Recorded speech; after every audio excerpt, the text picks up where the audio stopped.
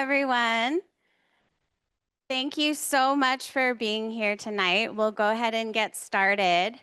I'm Anna Chow. For those who don't know me, I am the current director of the Center for Cross-Cultural Research. We are a group of students, faculty, and staff. We do research related to culture and get to host educational events so that we can do better research that has culture at the center. Thank you so much to the Department of Psychology and the Foundation for WW and Alumni for co-sponsoring tonight's talk as well. It's really delightful to be able to invite in speakers who have expertise beyond what we can provide here at Western so we can all learn together in new ways. And I'm absolutely delighted to introduce Dr. Kathleen from OSU tonight. Dr. Bogart is a social health psychologist and a disability advocate. And she does this really amazing integrative work where her research informs how to create disability community, how to engage in advocacy, and how to create a better world focused on inclusion for all. So, a couple of housekeeping things before we get started. If you are joining us on Zoom, I hope that you can hear me okay. I believe that you probably can. If you have questions, there is a Q&A button at the bottom of your screen. Please enter questions there. We'll save about the last 15 minutes for questions. If you are here with us in the room tonight, this talk, we will have about 30 minutes. There are going to be desserts and tea available right outside the classroom. You can linger, have a snack, and talk with our wonderful speaker for a little bit longer, as well as visit with each other. So I hope you will stay. All right, without further ado, please help me in welcoming Dr. Bogart.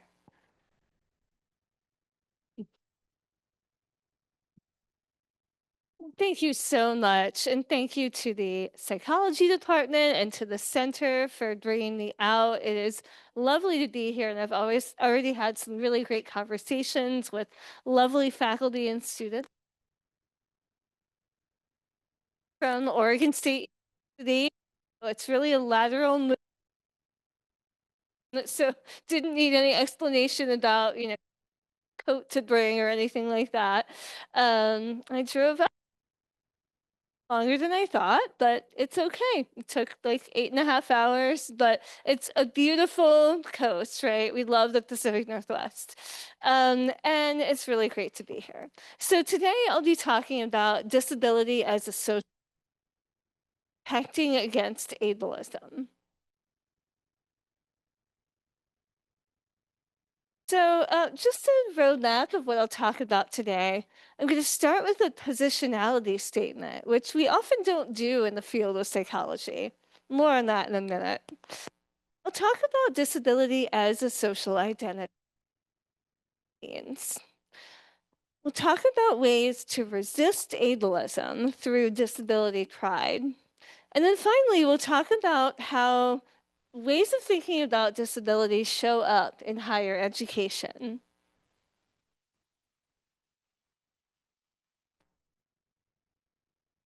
Okay, so positionality is a way of being transparent about our identities and our experiences and how they might impact our work. So I want to talk about something that is very close to me, which is my own identity and my research, and they're connected. So this is often called self-relevant research. And there's actually a long-held stigma against people who conduct what's called self-relevant research. I recently wrote a commentary in Nature Communications about this issue. So there's a few points that we can consider here. So first of all, self-relevant research is actually really common in psychology, but we don't stigmatize the most common kind. So many of you may have heard the acronym WEIRD. It stands for Western Industrialized, Educated, Rich, and Democratic. This means that the samples that we conduct in mainstream psychology are weird, right? They reflect those specific identities. What we have failed to acknowledge, even in our acronym, is that there are also non-disabled samples or abled samples. So I propose we add an A to it. Well, it just so happens that researchers in psychology are also weirda, right? So they are conducting self-relevant research, but they're not recognized as doing so, and they're not stigmatized for doing so. We only call it research and stigmatize it when it's done by minorities. And that's because the majority group is seen as the default and their identities are not salient. But minority identities are, so it's only obvious to people when a marginalized people is studying other marginalized people. So, but there are a lot of things to like about self-relevant research. It can promote the inclusion of minoritized researchers and research of minoritized people, right? This is a main way that we fight against weird samples, because clearly mainstream psychology in its history has not done a good job of looking beyond its own self-identities, right? And psychology is obviously known for having these weird researchers. And part of the reasons why we don't see marginalized people continuing on into graduate school, into academia, into research, is because they're not represented there, right? So we create a vicious cycle where these experiences are not included in our research and practice as well. So this is how we promote including those identities. It's also how we build more valid and representative research, because people with connections to these communities are going to ask the right questions, and they're going to conduct research that is more applicable to those communities. So here's my positionality statement. I'm a disabled, white, cisgender woman. I was born with a rare disorder called Moebius syndrome, which results in facial paralysis. And growing up with having a unique way of communicating led me to be fascinated with the field of psychology, especially social psychology, because it's all about interpersonal communication and impressions. And so because of my lived experience, I was drawn to this field, but I really struggled to find researchers who I could look up to and learn from, because there was no social psychology of facial paralysis, or no social psychology of disability to a good extent. I really love that this picture was taken at my own university, OSU. We have a student center with really cool mottos like this on our walls. So nothing about us without us is for us is a motto or a rallying cry from the disability community.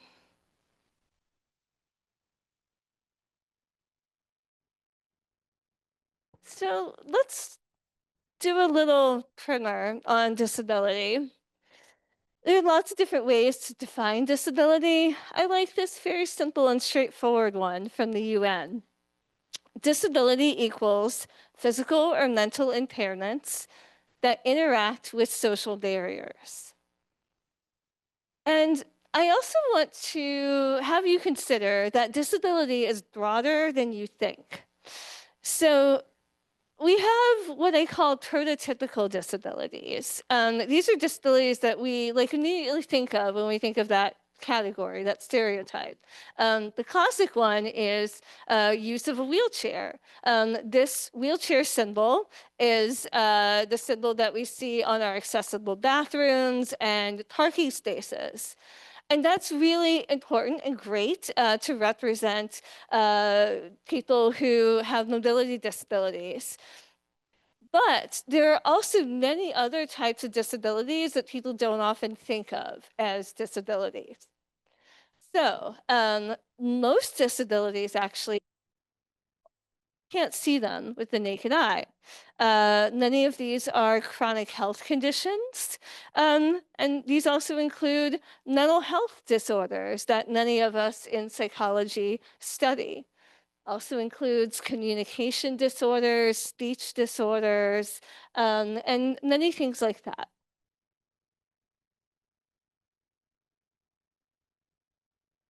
And disability can be thought of as the largest minority group in America at 26% of the adult population. It also intersects with all other identities, especially other marginalized identities. It's also really interesting because it is perhaps the only minority group that you can join at any time, right? With many other minority groups that we think of people being born into their ethnicity or their race or their sexuality, right? And you can be born with a disability, or you could acquire one at any time, and that's not a threat.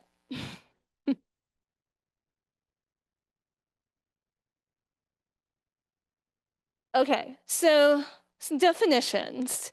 Ableism is stereotyping, prejudice, discrimination, and social oppression towards disabled people. And this parallels many other isms that we may be more familiar with, right?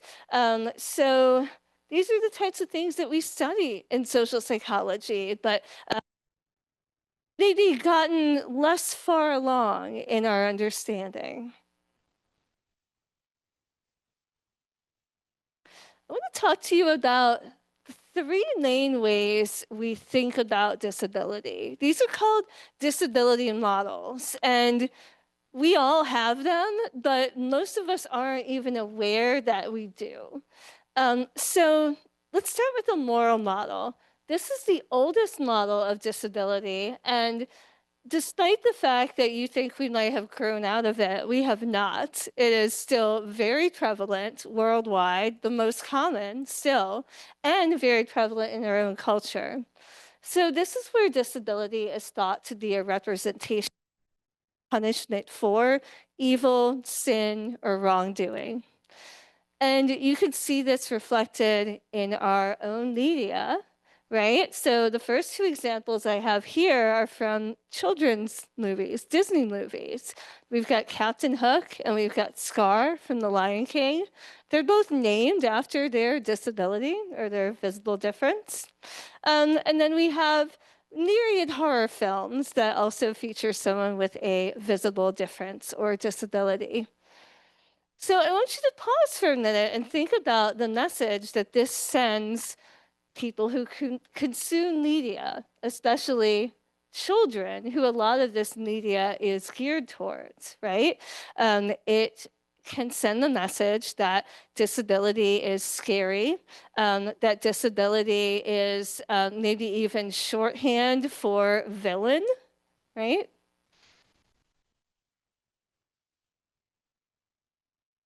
Okay, so the next model is called the medical model. And this is the model that is probably your default if you grew up in dominant American culture. So this model says that disability involves a dysfunction, abnormality, or pathology within the individual. And the responsibility of disability and dealing with it is within that one individual, their family, and an esoteric group of healthcare professionals. So the responsibility is on like a limited few, okay? And while we can say, some really great things about modern medicine, improving the lives and comfort of people with disabilities, our understanding of disability is not complete until we consider social and environmental factors. And that's where the social model comes in. this model says that society causes disability, and the quote unquote problem lies in society, not in the individual. So, for example, the social and physical architecture are built on the assumption that everyone can walk, hear, and see, right?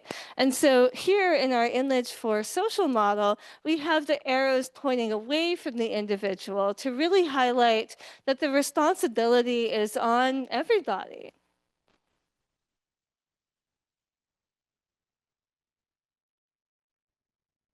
Okay, so let's think about what would happen if everyone in a community had the same disability.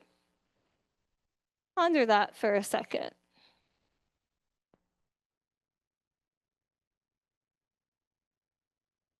Everyone in the community had a disability, there would be universal inclusion. The community would be built around the functionality of those individuals, and there would be an absence of deviance or stigma. We probably wouldn't even call it a disability, right?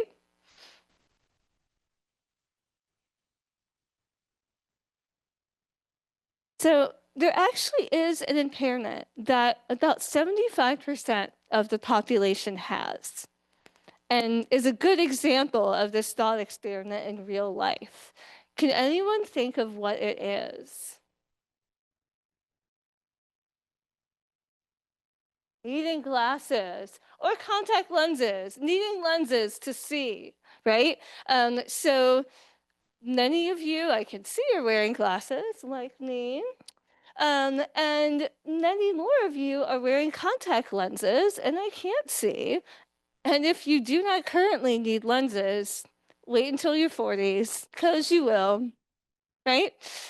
So this is something that affects the majority of our population, but we don't consider it a disability. And that's because it fits in with the thought experiment really well. It's nearly universal. We don't have a sense of deviance. This universality motivates accommodation and provision of assistive devices.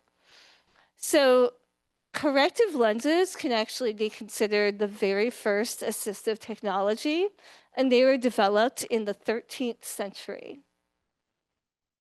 Why so early?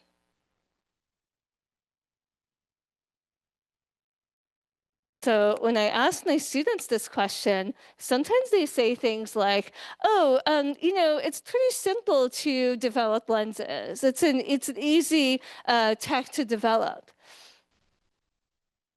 I don't think there's anything inherently easy about developing that technology. I think it's that a majority of people benefited from the technology, and especially people with power and privilege desired that technology. And so they put the resources in to make it available. But we don't have to operate like that anymore. We can do this for other impairments, common or rare, right? We can, continue to act, hopefully, on our values about equity, and make assistive tech available to people, and also reduce that deviance around being different. Okay, so let's talk about resisting ableism and disability pride. So what is disability pride? Raise your hand if you've heard of disability pride before. Ooh. Okay, where are you guys hearing about disability pride? Yeah, awesome. Other and what? In your classes? Love to hear it. Awesome. Anyone else? Yeah, awesome. Awesome. So yeah, again, relationships, connections, yeah.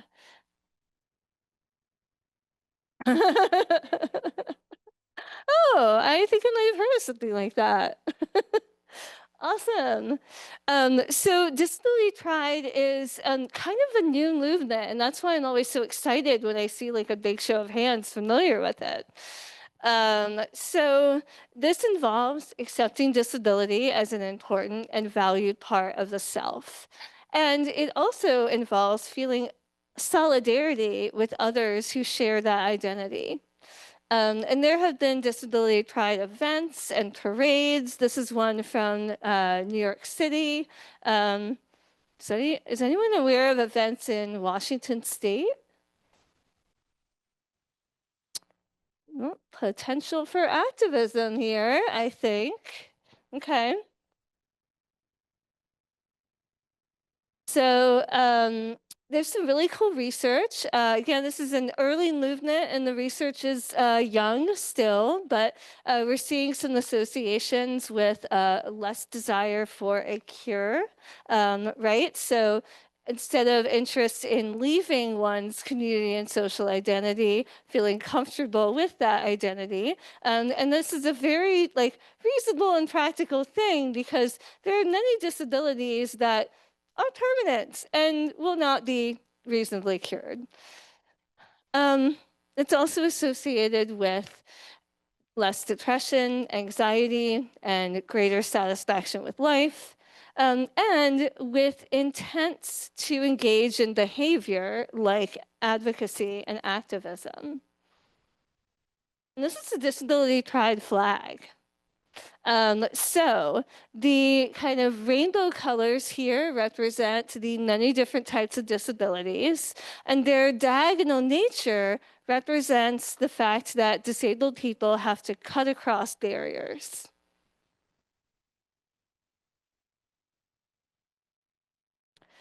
So I want to start in this line of thought around disability pride. I'm going to start talking about how people adapt to disability and how they might develop identity.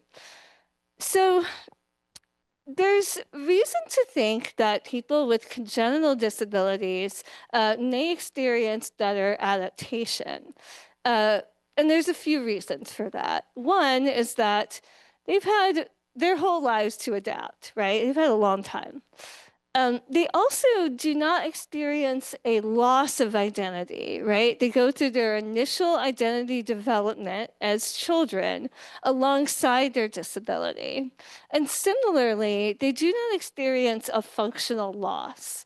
Again, they go through their initial development in which every child learns how to navigate their physical and social world in ways that their body can handle. And they go through it alongside their disability.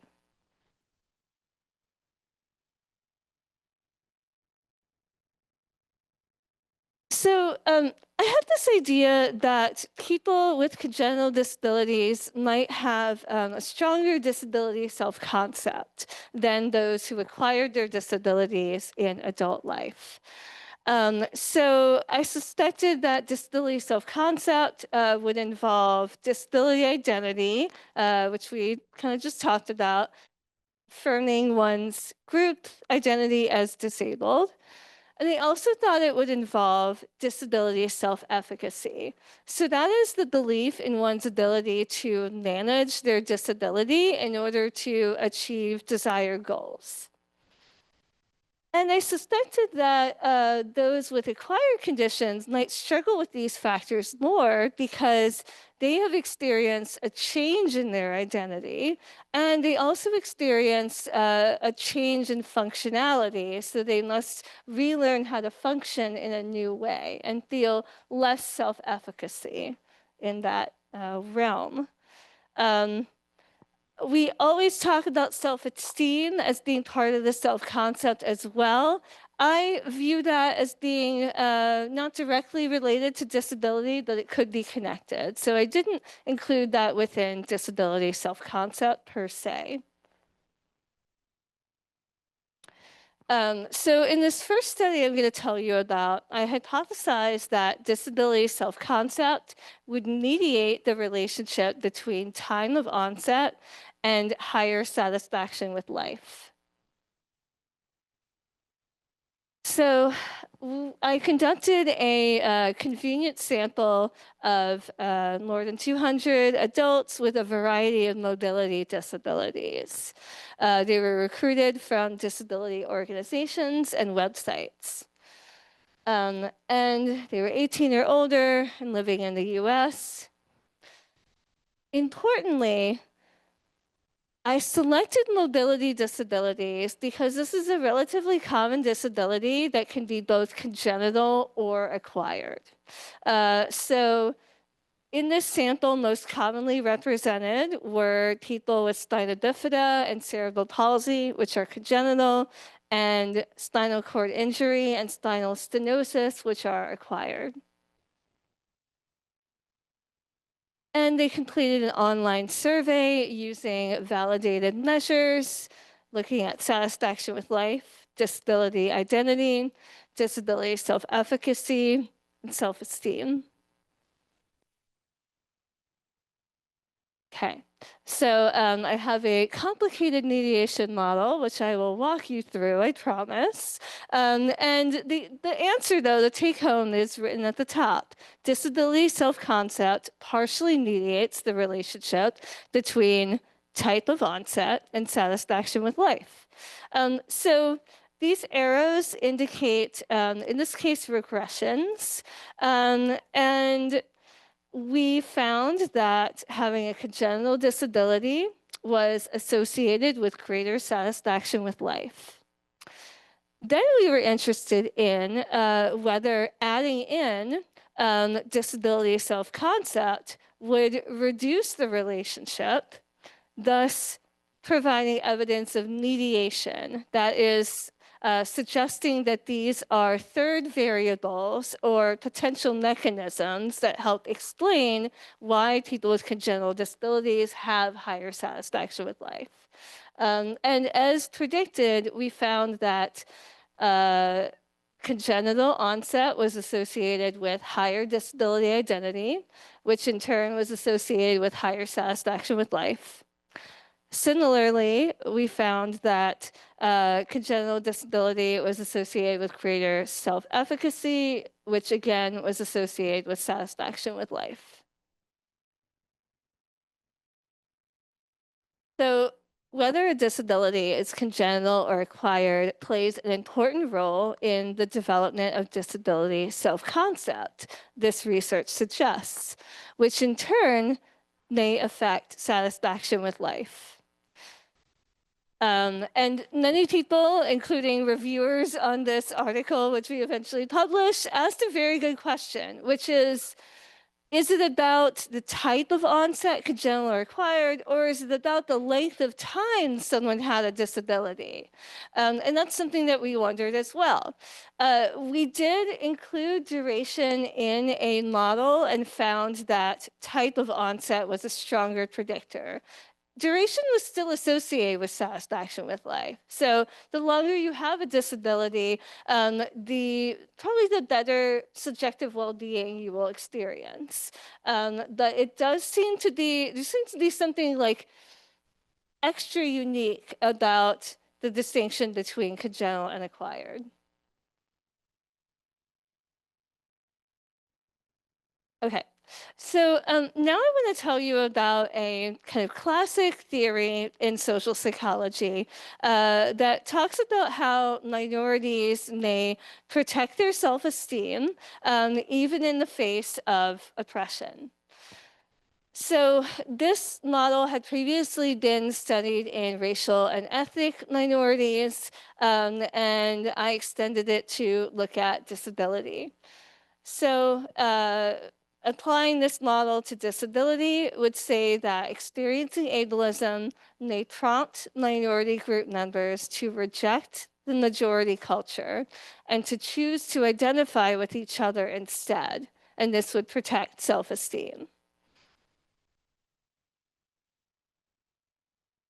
So here we predicted that disability pride would mediate this relationship between experiencing ableism and self-esteem. We conducted an online sample of more than 700 people with impairments, and we used validated measures in a survey, measures of experienced ableism, disability pride, and self-esteem. And here's a slightly simpler, but probably somewhat challenging still, mediation model. And the short story is we found what we were expecting. And here's the long story. So as predicted, experiencing ableism is associated with lower self-esteem.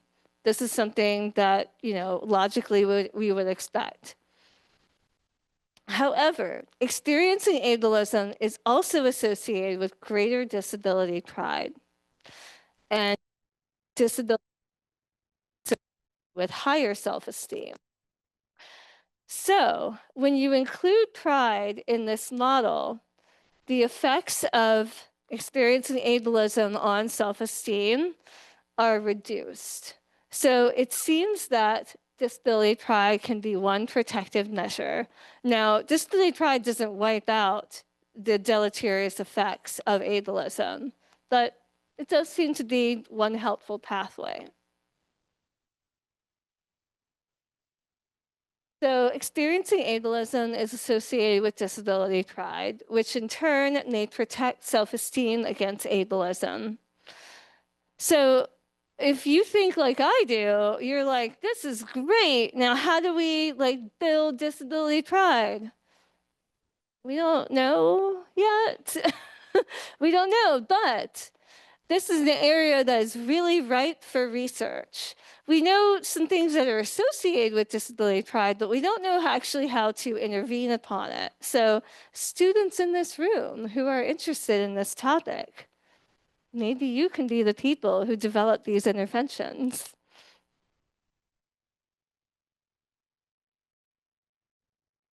Okay, so I've told you about kind of disability models that we tend to hold in our dominant culture here.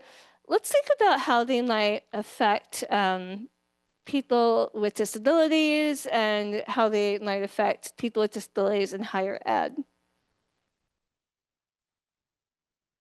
So just some statistics about disability representation in higher ed. So 21% of undergrads and 11% of grad students have a disability. But only 8% registered with the University Disability Office. There's a lot of reasons why people might choose not to register. It might be because of a lack of need for those particular accommodations. It also might be because of fear of retaliation or internalized stigma. The message here is that there are more disabled people than you are aware of in your classrooms. Unfortunately, disabled people are 18% less likely to complete a bachelor's degree than non-disabled people. And there's this leaky pipeline, right, where there's more underrepresentation at the graduate level and even more at the faculty level. Only about 4 to 7% of faculty in all fields have a disability. And there are a lot of reasons that we can talk about for this, and especially about the reason why students with disabilities may not continue on or may not get a degree. One thing we can think about is how campus representation and attitudes create a culture of inclusion or exclusion for students with disabilities. And a theory that we could draw from in social psychology is what's called the actor-observer bias. So we essentially wanted to ask the question, do disabled and non-disabled people have different model beliefs? So the actor-observer bias is broad. It wasn't developed specifically for disability, and it simply says that When you're watching a person from the outside and you see them engage in a behavior, you assume they're behaving in that because of something inherent to them, something about their personality traits. But if you yourself were that person engaging in the behavior, you would be more likely to attribute your behavior to the environment or the situation. So here's where this applies really well to disability. We think that actors, a person with a disability in this situation, are likely to make external attributions because they're more likely to see the environmental barriers. Whereas observers or non-disabled people may make internal attributions about a disabled person's behavior. So they're more likely to attribute the cause of the problem to a disabled person or to the person's disability rather than to the environment. So consider this example. A wheelchair user is invited to a job interview and they arrive at the site only to find the main entrance is inaccessible. And it takes them several minutes to go around the building to find a circuitous but accessible entrance. So they eventually enter, they show up at their interview, and they're a little bit late. The person with the disability would make an attribution about the situation. It was an inaccessible environment. But the interviewer will likely make an attribution about the person's responsibility. Wow, this person is not timely, they're irresponsible. Even if our main entrance wasn't accessible, they should have just left earlier.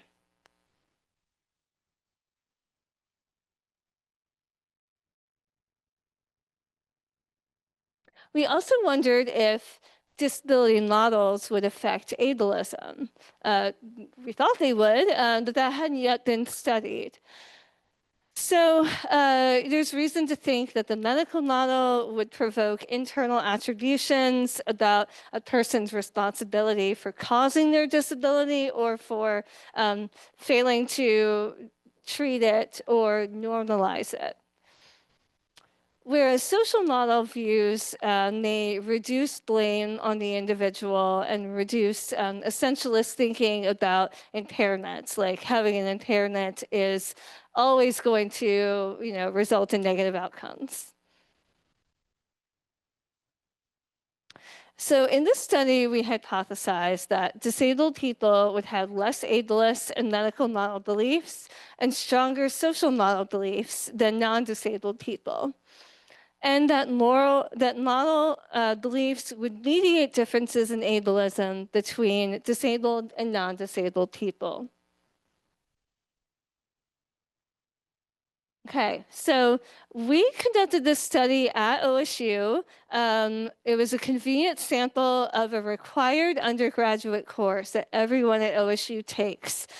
So our sample is very representative of the OSU population, which is not particularly representative of the American population, but I would guess that it's pretty representative of your student population as well, right? We're all in the Pacific Northwest. This is kind of what it looks like. So we use survey measures of autism and of social and medical model scales. Naturally, there were some students with and without disabilities, so we were able to capture data from both groups. And what we found was, as predicted, people with disabilities who are represented in orange had lower ableism, higher social model beliefs, and lower medical model beliefs compared to disabled students. And then we wanted to examine if disability status, being disabled or not, was associated with ableism, and if this could be explained by model beliefs. So again, we saw that being non-disabled was associated with greater ableism. And we saw that both medical and social model beliefs mediated this relationship. So that is, being disabled was associated with higher social model and lower ableist beliefs. Now, being disabled was associated with lower medical model, and which was in turn associated with higher ableist beliefs. So it appears that disabled participants held stronger social model, weaker medical model, and less ableist beliefs. And this was moderated, this ableist finding was moderated by model beliefs. So it appears that students with disabilities may experience a cultural mismatch in higher education, where they're coming from a social model perspective, but non-disabled students have a medical model perspective. And social model representation of disability in college courses and in messaging around disability through the Disability Campus Center can all help bridge that cultural gap. I'm running a small workshop tomorrow, and we'll talk in greater detail about the way disability is represented, specifically in psychology programs, and how it's, spoiler alert, underrepresentation is perpetuated by lower representation of disabled people in the field. So let's sum this up by talking about ways we can resist ableism.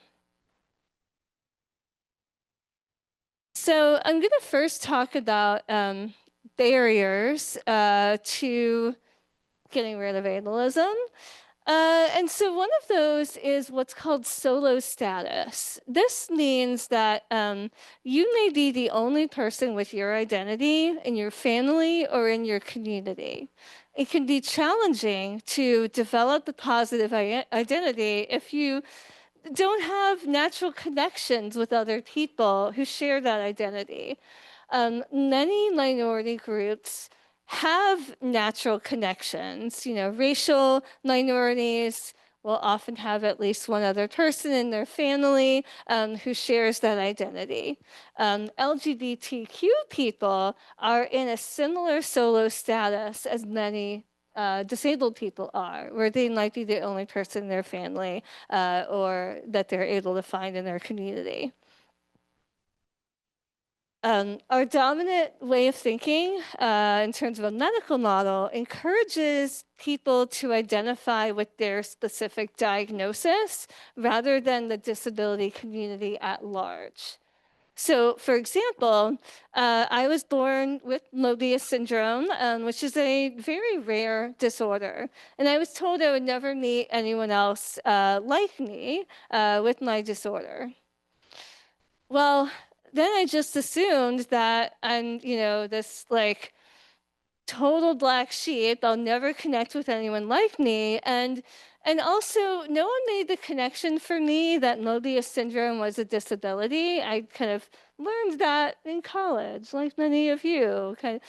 Right? So I identified with my medical diagnosis, but didn't think about the larger cross-disability community or identity that could occur. So most disabilities are invisible, and for some good reasons, people may choose not to disclose, right? Because of, you know, threats to safety, because of fear of discrimination. So we don't know how many people with disabilities are out there, even though it's quite common. we have this leaky pipeline, not only in academia, but in any type of kind of advanced career. So individuals who want to go into, say a faculty position or a position in government may not see others with a disability who can serve as role models. They may not be able to imagine themselves in those positions. And also, individuals like that can provide really practical help with like lived experience. How do you navigate using a specific statistical software program if you're blind? A blind researcher could tell you that, but probably your non-disabled mentor might not be able to help you with that, right? So let's think about some facilitators, the things that we want to focus on to fight ableism. So social model thinking encourages cross-disability solidarity. So thinking about how, my example of Moebius syndrome can connect with people with very different medical conditions but experience similar social things, right? So like I have some really good friends and collaborators who are blind, who have mobility impairments. We don't need to talk a lot about like specifics on how we manage our disability, but we can talk a lot about specifics on how we manage ableism, how we manage underrepresentation in academia. As I said, most disabilities are invisible, so we don't know we have as much representation as we do unless people come out. And this is a tricky thing, and I want to name it, right? So telling people to come out is making people vulnerable to potential discrimination and harm. And it's also placing the onus on the marginalized group, and I don't like those things.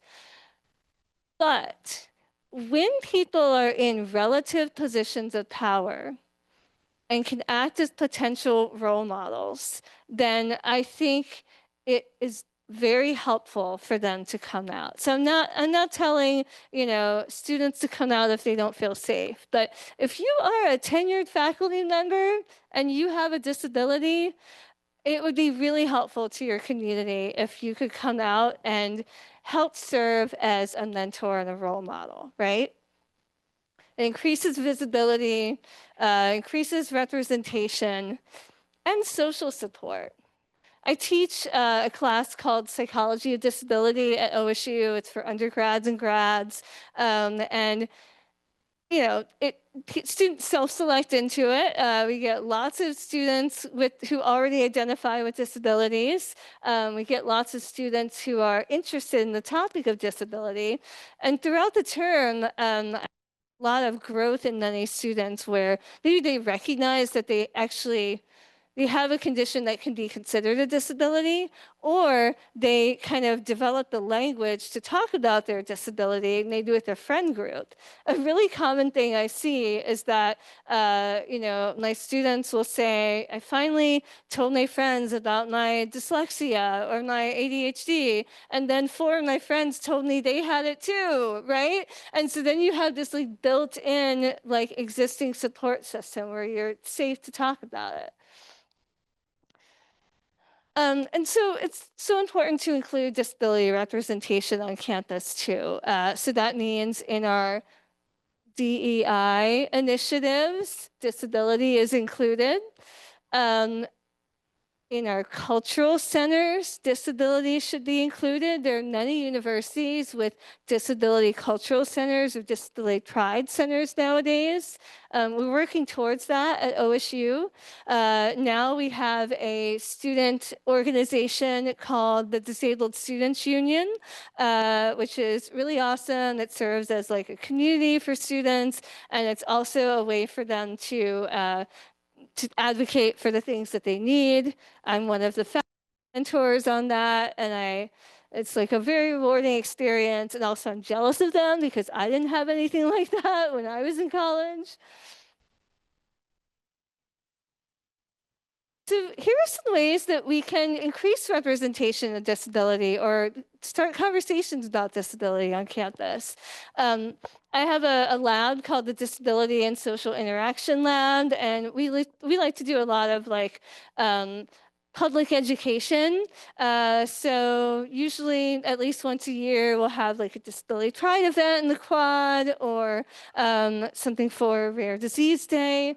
This was from the Disability Pride event. And we were sharing about some of our recent research at that time and trying to raise awareness of how common disability was. And so we had this like poster board and people were invited to put thumbtacks on to indicate if they knew someone with a disability or not. And you'll see that there's only 2 thumbtacks on the no, and that seems pretty reasonable to me. Most people know someone with a disability. I will say that we had some very smart research assistants who were like camped out by the poster board, and if people like headed towards the no section, there was some education that happened around how broad disability was, right? And so many people through that process realized that they knew people with disability or had disability themselves. We also invited people to write what they were proud of. This was disabled people and non-disabled people. So it's a way of reminding us that everybody, has cool things about themselves. So a few I want to highlight. A disabled person wrote, "I am so powerful. I am persistent." Persistence and dedication. So these are really cool. They live in my lab now. I don't like to buy decorations. We just like make them over time. So I want to thank you all for your attention. I want to highlight a few ways to get more info.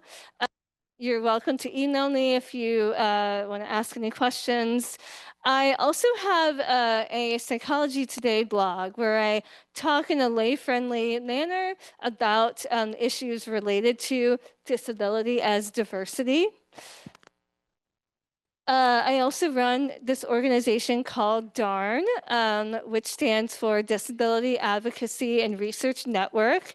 And we're a community for disabled students, grad students, faculty members, practitioners in psychology and related fields who want to get together and share resources and things like that. Our website is darndisability.org. You can find a lot of resources there. We had a whole conference about disability that's freely available through that site. And we also have Google groups that you can connect with, so you can get, information about events and also just ask questions of the community. So I will stop there, and I look forward to your questions.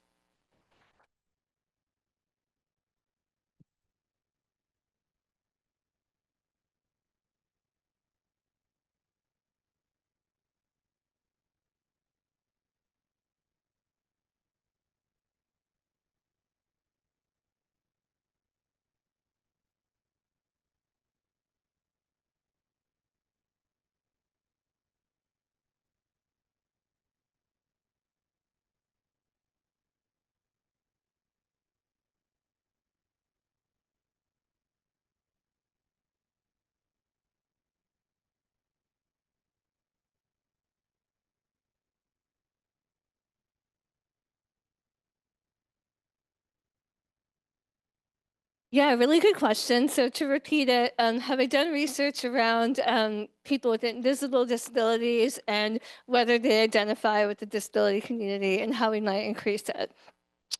So I actually, another, the same data set that I talked about regarding disability pride, we looked at predictors of disability pride, and we thought that visibility would be one of them, but it actually wasn't. Surprised us a little bit. I think that definitely needs to be replicated in other samples to see if that holds. because I, like you, have that question as well, because I have noticed anecdotally, and it could just be anecdotally, that those with invisible disabilities may be less likely to identify with that community. And I think there's a few reasons for that. One is, potentially motivated by internalized ableism, an interest in minimizing the connection to that identity to avoid further stigma. It's also related to the same things I said around reasons why people might not disclose their disability. Another thing that I hear is people with invisible disabilities not wanting to, quote, like take away from the experiences of those with visible disabilities, which are sometimes perceived as more severe or requiring more resources. I don't think that is a accurate description of the distinction between invisible and visible, but I do think it is a perception. And to that I say, the more the merrier. There really is strength in numbers, right? Like strength in political organizing and advocacy. So, in terms of the question of how to encourage people to identify, I think there's work to be done around reducing systemic ableism, reducing interpersonal ableism, and also naming internalized ableism. I don't think it's something that people are as familiar with, and helping people kind of move beyond that. I was in a conversation earlier where I was talking about the benefits of baby steps, like connections with the disability community. So that can be simply interacting with disability media. Like there are wonderful disability memoirs out there, disabled creators. That's a way that people from the comfort and safety of their own home can start to engage, right? Yeah.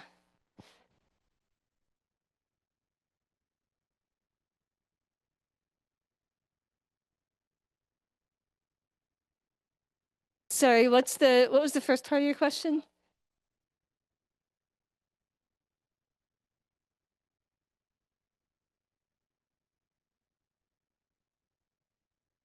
What is my voice to the shame about coming out as someone with an invisible disability? Like, what would I say to people who have that shame?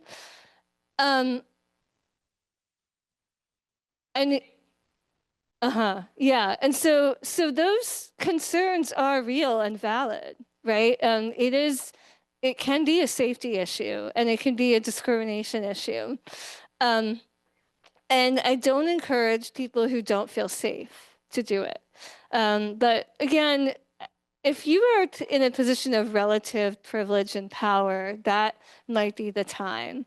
But I do not expect people who are not in positions of privilege to do that, because they maybe don't have other identities or positions that could protect them.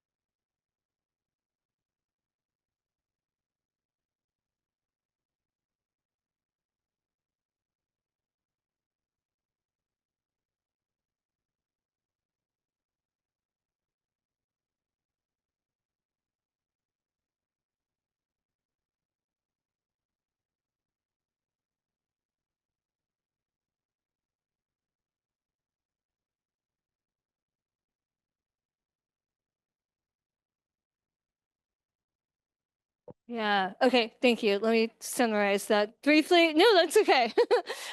So, how do I speak to like continuing the idea around invisible disability being more visible now, especially on social media, and the contentions and gatekeeping that occur kind of between those different smaller groups?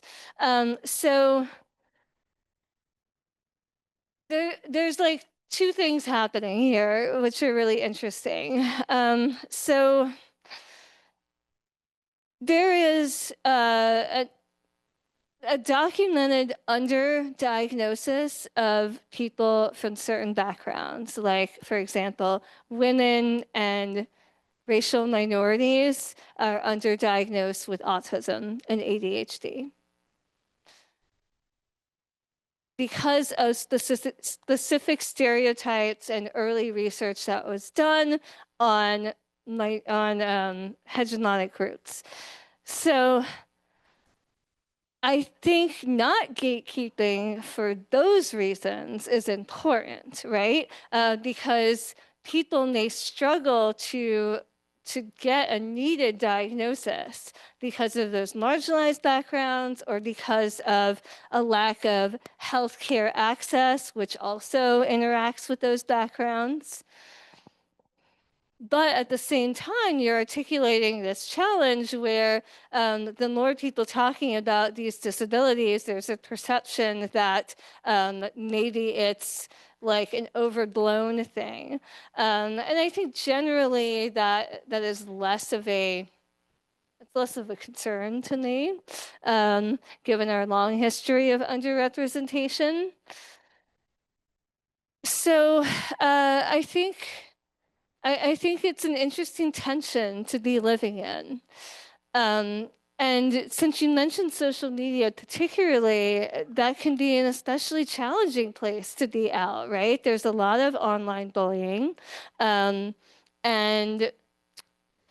social media platforms and algorithms are poor at flagging harassment towards people with disabilities. The algorithms and the people who are manually doing that flagging have less training than they do towards other groups. So it's a tricky space to be in. Oh, there's so many hands up. I don't know how to pick. I'll go with you.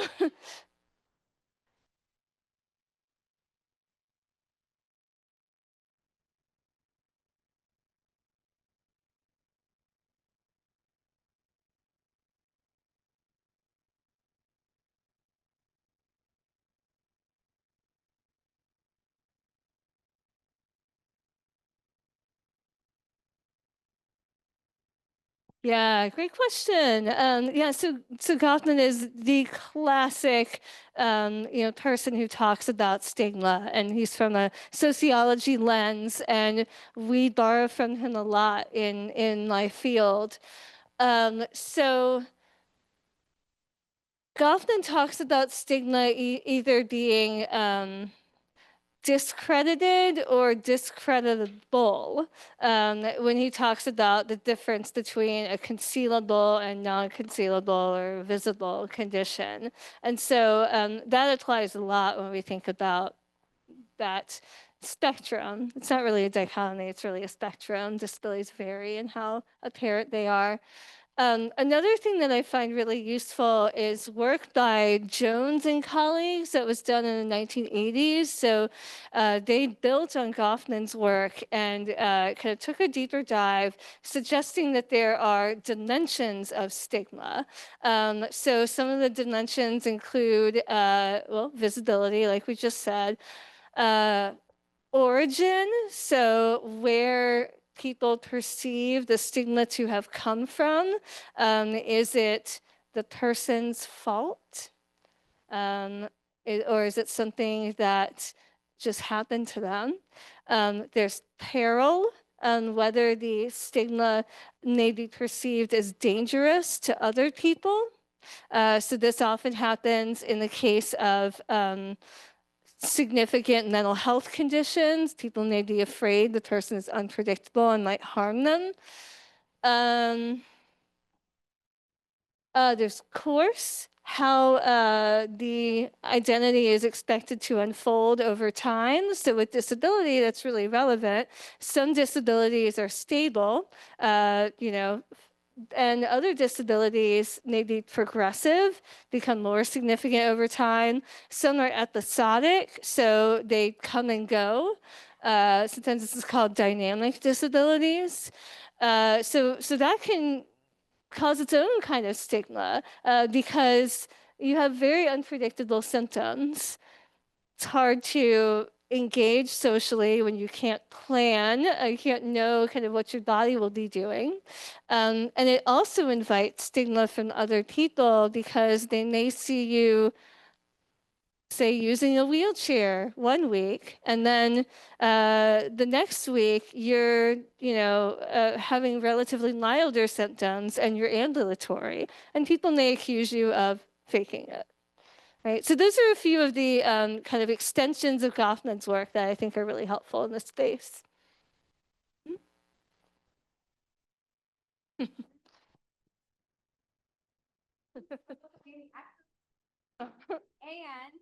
we will end here.